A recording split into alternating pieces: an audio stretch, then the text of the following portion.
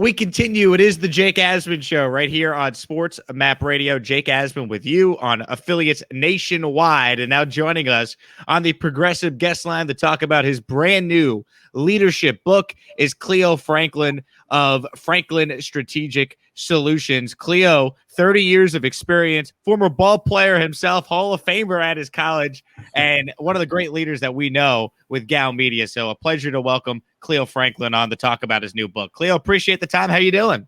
I'm doing great. Trying my best to stay cool in this wonderful Houston subtropical heat, but things are going well, and just excited to really be able to talk about the new book I have, Lessons from Our Mothers and Fathers. And it's a great book that, was basically born during the pandemic, but it's a collaboration that I am really, really proud of. So you wrote a book originally. It was called Coffee with Cleo. It touched on Yes. leadership, of course, in that book. This book, though, a little different. Tell our audience what's different about this new book and what really the inspiration was to write it. Yeah, what's different about this book is that it does extend similarly the platform of Coffee with Cleo. I mean, it's not just about the what and the why, but the how. And I think that is the aspect of giving people a pathway or a toolkit to basically refer to when they're trying to not just improve their lives, but their livelihood. And the difference in this book is that what I've been able to do is capture 16 different successful leaders across the industry. And they're very diverse, from millennials to Gen Xers to baby boomers, and join me in contributing just short stories about the times when parents or a parent or a surrogate parent really helped shape and influence their lives. And, I think some of the best teachers and some of the best influencers and inspirations comes from our parents. And this book really captured those particular stories from the different people from different walks and different parts of the industry across the world. Once again, the new book, Lessons from Our Mothers and Fathers, as we're talking with Cleo Franklin here. So let me ask you this, Cleo. What makes a really good leader? I think what makes a very good leader are really 3 to 4 things. One must be humble, and humility is a strength. In the book, there's a story that basically talks about, and this is something, a lesson from my mother. She always said, son, you have 1 or 2 choices, either be humble or be humbled, but you make the decision. So humility, I think, is important for a good leader. The second trait that I value in a good leader is the ability to be accessible. And that's accessible not just to some of the best practices in and outside the industry so that they can basically acquire new learnings, but accessible to the people that, quite frankly, they're leading. And without having followers, then leaders are just by themselves taking a walk. The third trait I think that's important for good leaders is just to have that vulnerability of self-awareness, knowing their strengths and their weaknesses and their triggers. I think it's important to manage oneself by knowing oneself. So self-awareness is important. And the last thing that I think that is important that makes a good leader, from my perspective, and just in my 30 plus years in leadership, is the continuous curiosity of learning. I mean, when you stop learning, then you stop acquiring. And when you stop acquiring knowledge, then you stop growing. And so those are 4 things that I think makes a good leader.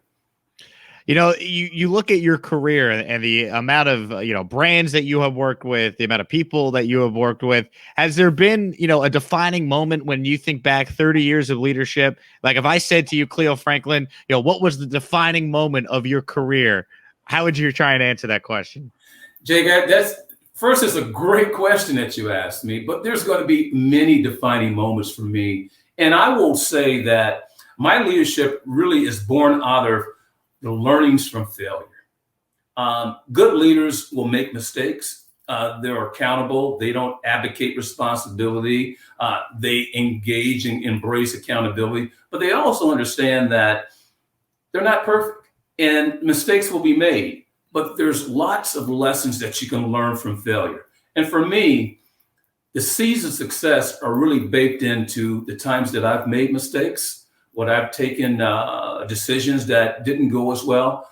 I've learned. And there's lots of stories within my book that talks about the fact of why failure really is the seed to our success. And I think it's important that one can get over themselves, but to understand how they really take failure and put it in its proper perspective and not be afraid to fail, but to take failure and take it above and rise. What would be your biggest piece of leadership advice to someone? If someone is trying to become a better leader, what would you say to them? How would they try and, implement what you have done in your career and obviously what you have written about in your 2 books? I think 2 or 3 things. I would basically study or engage those leaders that inspire you, the ones that you really like in their approach and how they lead.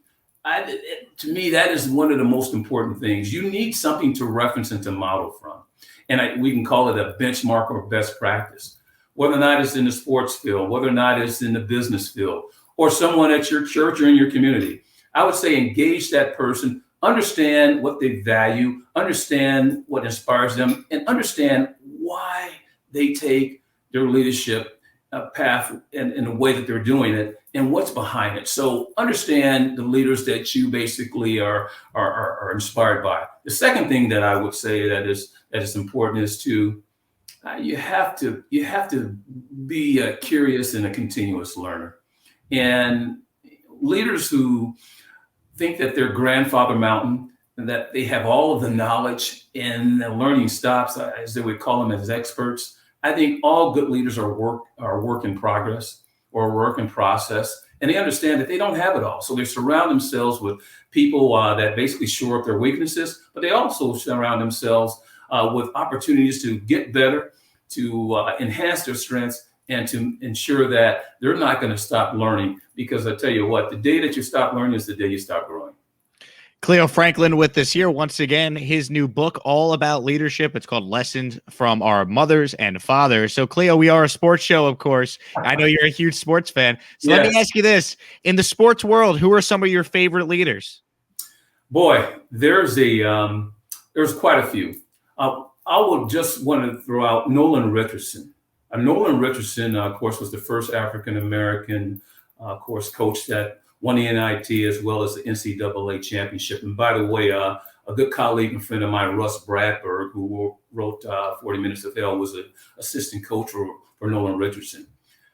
What I love about his leadership is that he was someone that really never forgot his roots and where he came from. And he always was connected to what matters most. And he was also, I like to say, engaged in real talk.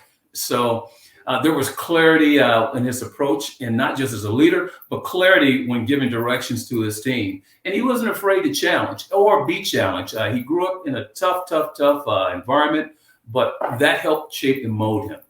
One more. There's another leader that I really love, and this is some that some of the maybe the younger generation wouldn't know about. But I would say John Wooden. John Wooden, I think, is a classic good leader. I love a lot of the quotes that he basically has bestowed and left to us. And one of the things that he's always said is, be quick, but don't hurry. And he was someone that walked the talk, but he led with humility. And he also led with understanding the fact that he couldn't be successful alone. So just two of the sports people in sports from coach perspective that I admire. He's Cleo Franklin. Once again, the book, which you could check out right now, Lessons from Our Mothers and Fathers. Cleo, before we let you go, tell people where they could purchase the book if they're interested in reading more. Yes. What you can do, you can go to coffeewithcleo.com. That's www.coffeewithcleo.com, all, of course, lowercase. And you can purchase there on my website. I'll be able to send you a personally signed book if you purchase there, but also they're available at any book retailer, Amazon, Barnes & Noble, Target, anywhere that you are looking to find a good read. You can find my books, Coffee with Cleo and Lessons from Our Mothers and Fathers. Cleo, this has been a ton of fun catching up. Congrats again on the second book in your illustrious career. I wish you all the luck going forward. I know it's going to be a huge seller. Thank you, Jake. I really appreciate the opportunity to speak with you and the audience. And this is a good read, guys. Not because I wrote it, but I think it's have a lot of good lessons. And the subtitle is, these stories are told by their sons and daughters. And this is one of the things I think makes the book a little bit differently and unique.